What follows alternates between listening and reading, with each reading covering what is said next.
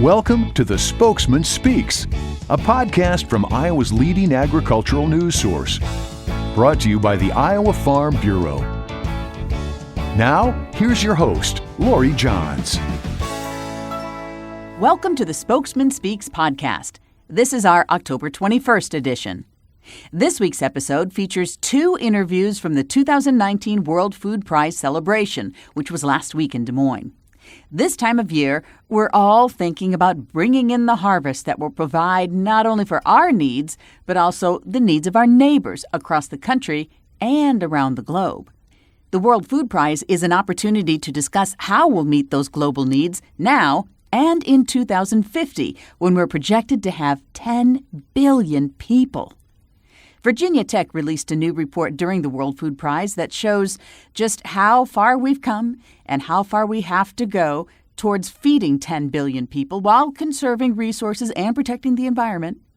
Farm Bureau's Zach Bader caught up with the author of Virginia Tech's Global Agricultural Productivity Report. It's also known as the GAP Report. Here, they're discussing the details. Let's listen in.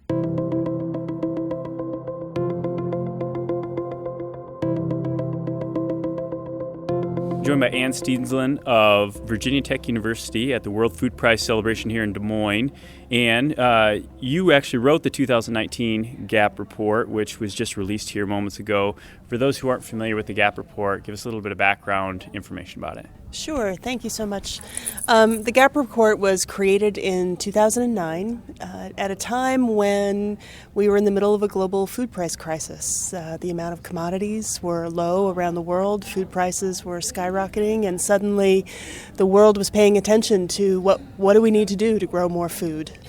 And a group of agribusinesses got together and said, we've got to focus on productivity growth. And so they reached out to USDA and found some partners there to develop this report to share with folks. This is what productivity is. This is why it's important. And these are the ways that productivity can grow. And so for the last 10 years, an organization called Global Harvest Initiative has housed the GAP report. And just this year, for the first time, we are now at Virginia Tech. And we will carry that mission forward at our new institution. So who are all the contributors to the report, and where does the data come from? Because I know that we're going to get into it a little bit as far as what we're on pace to do and the goals of that. But where does that come from? Sure. So the supporting partners that we have are Bayer Crop Science, Corteva Agriscience, John Deere, the Mosaic Company, and Smithfield Foods. We also have about 15 consultative partners, and these are NGOs, nutrition organizations, conservation groups, and others who also provide content and insight for the report. The data for total factor productivity is calculated through ERS, USDA ERS, and some folks there for whom they are the world leaders in understanding productivity growth around the world. And they use data from their own data at USDA, from the World Bank, from FAO, from a whole variety of sources of information that are calculated together to help us understand how efficiently we are transforming our agricultural inputs into outputs. So we're trying to get to the goal of feeding 10 billion people by the year 2050. Mm-hmm. We're measuring that growth or progress along that path using total factor productivity. For those who maybe aren't familiar with what that term is, can you explain what that is? Because that's something you're tracking every year. That's right. So it's a very technical term that ag economists use, but it's important to understand because it often gets confused with other things. So sometimes people use the word productivity when they really mean output, so they're trying to measure the total amount of something that's produced. Or sometimes they use it when they actually mean yield, so the amount that's produced per unit of land, so to speak. But total factor productivity is different. So it calculates, it's a ratio, and it says productivity increases when we produce more crops and more livestock using the same amount or less land, labor, fertilizer, machinery, and livestock inputs. So when that group of inputs, if that amount stays the same or goes down, but we're producing more, that's productivity growth. And essentially it's a measure of efficiency, but it tells us two very important things. One, productivity grows when there is widespread adoption of better technologies and practices. So when we see productivity growth in the U.S. or other parts of the world, what we know is that more farmers are accessing and using better technology and better practices. The second thing TFP tells us is it's a good indicator of how sustainable our agricultural systems are, because one of the factors it contributes to is land.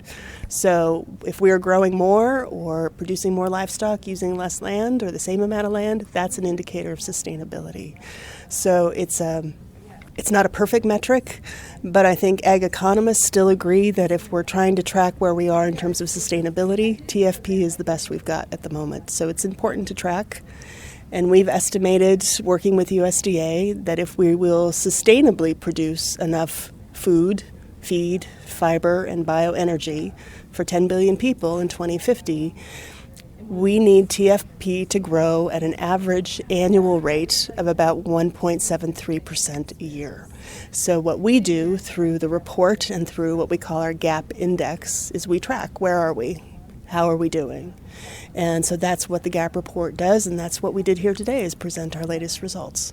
So what does the 2019 report say? How are we doing on that goal and maintaining on that pace to reach the goal for 2050? So currently, we are seeing productivity growth that is relatively stagnant globally as we look sort of aggregating it globally. So we're currently at 1.63%, an average annual growth rate. We need to be at 1.73, which doesn't sound like much of a difference. But if you start to project that out over to 2050, that difference grows and becomes very problematic.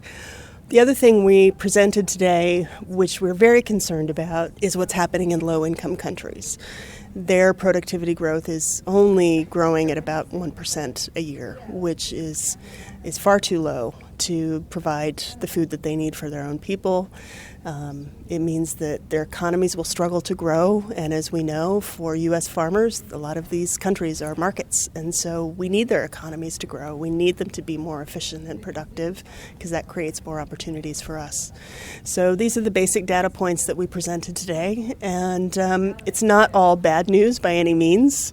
And what we consistently see in the data is the U.S. farmer is the most efficient in the world, and a lot of the global productivity growth that we see has come right here from our U.S. farmers.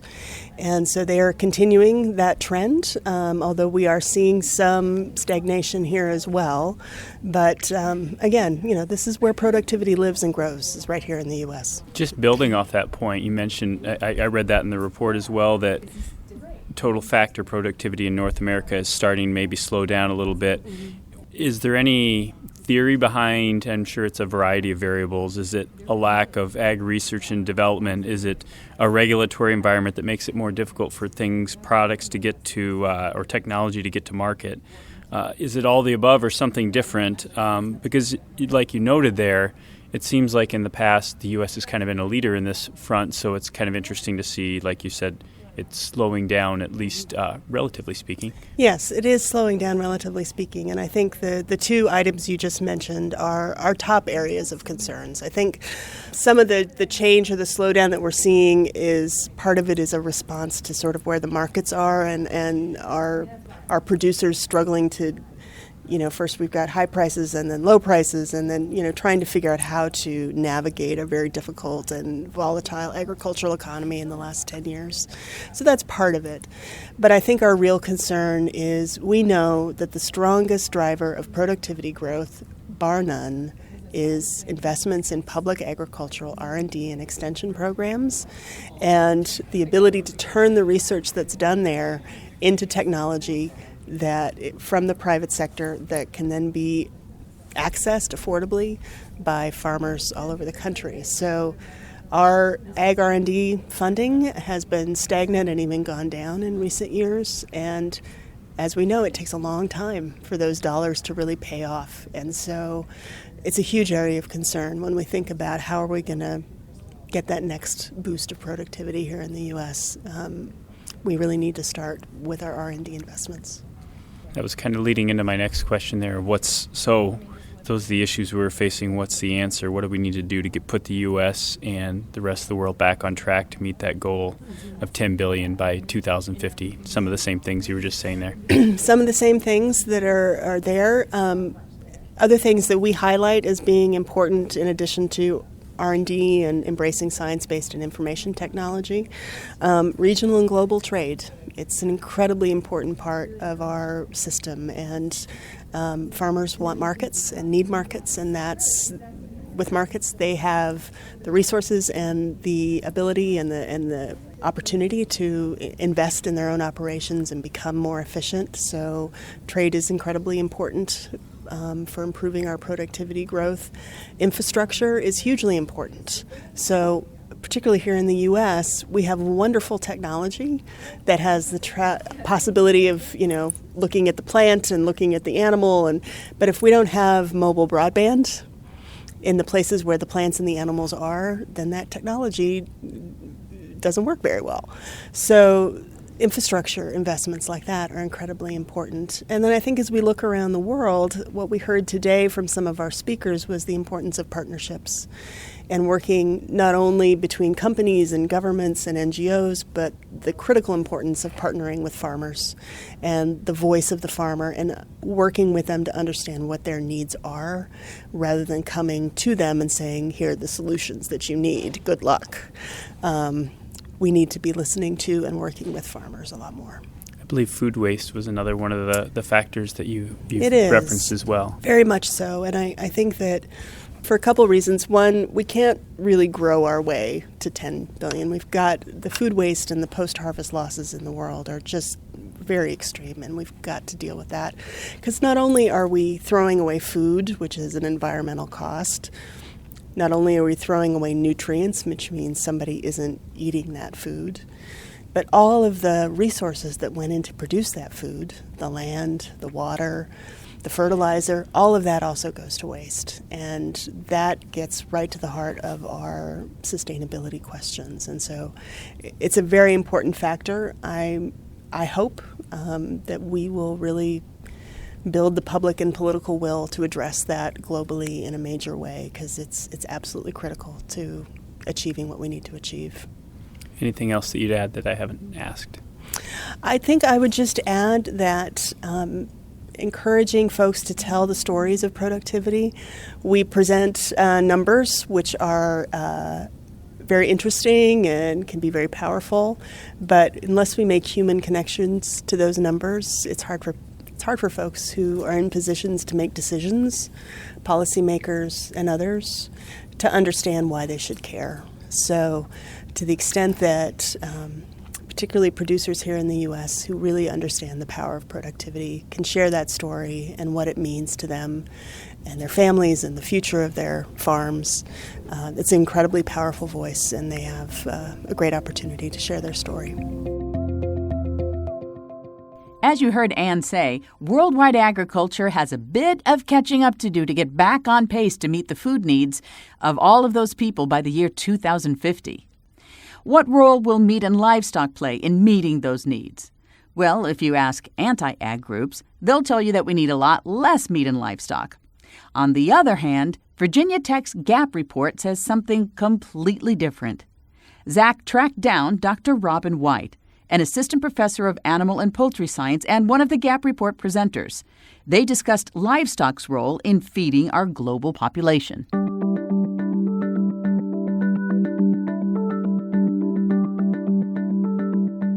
Joined by Dr. Robin White, who's an assistant professor of animal and poultry science at Virginia Tech and one of the experts who's on hand to help us understand the newly launched 2019 GAP report. Dr. White, I know one of the key takeaways that I saw in the report was the need to accelerate productivity growth, especially in small and medium livestock production. That seems to run counter to some of what we hear from folks who say that what we really need to do in the future is drastically reduce or eliminate animal proteins altogether. Why does the GAP report point to livestock as a part of the solution? Yeah, I think that this is one of the most common misconceptions about our food production system today. People highlight animal agriculture in sort of a negative light, associated with negative human health outcomes and negative environmental impact outcomes. in reality, there's a lot of uncertainty around our understanding of how livestock products influence human health and how they influence the environment. What we do kind of understand from a fairly reliable standpoint or a consistent information is that enhancing productivity of animal production systems reduces the footprint, environmental footprint of that production system. Meaning anything we can do to increase the output of meat, milk, eggs, etc. from our livestock production systems tends to help reduce a carbon footprint. Now, what that also means is that we are producing human edible nutrients at a lower environmental cost. And livestock products, again, although there's some kind of muddied waters in terms of discussing their human health outcomes, they provide really important sources of micronutrients like quality amino acids, vitamin B12, or omega fatty acids, calcium, etc. And those are all nutrients that humans absolutely require. So improving productivity tends to help reduce environmental impact and increase availability of those micronutrients. So what do you think some of those groups might be missing or omitting when they advocate for a reduction in meat and livestock as the solution? Yeah, I like to think of this as just a byproduct of human nature. We like one-size-fits-all solutions, and we like absolutes because we're very comfortable with understanding them. If animals have a high environmental impact, it makes sense to eliminate them. But in reality, animals exist as a part of an agricultural food web, and eliminating any portion of that agricultural food web is going to have collateral impacts that aren't considered by kind of that simplistic view of the world. So I like to chalk it up to human nature, and that as people are more divorced from our agricultural system, they fail to understand its complexity. You mentioned some of those unintended consequences. You mentioned nutrients that come from livestock. I mean, could we even feed everyone without animal-based foods? And then there's the fact that I saw in the report as well that it says that 500 million people depend upon livestock for their livelihoods. Roughly 2/3 of livestock producers are women. What other kinds of unintended consequences are we talking about here by eliminating livestock? Yeah, one of the biggest ones that I don't think was in your list is the recycling role that ruminant livestock in particular, play. Both domestically and abroad, ruminant livestock are fed human inedible products. And so they provide this opportunity to recycle those inedible products into high-quality sources of human edible foods. So if we eliminate them, not only do we eliminate kind of their direct benefit, but we also eliminate that opportunity to leverage that recycling function, meaning we need to find other ways to get rid of those products, or in some cases, to utilize marginal land. So if we did take the approach of someone saying, take even the most extreme measure of saying, what would be the environmental impact if we're talking about eliminating livestock? And would it be even less here in the U.S. where we're more efficient, to your point, of doing that? So what is even the impact of that?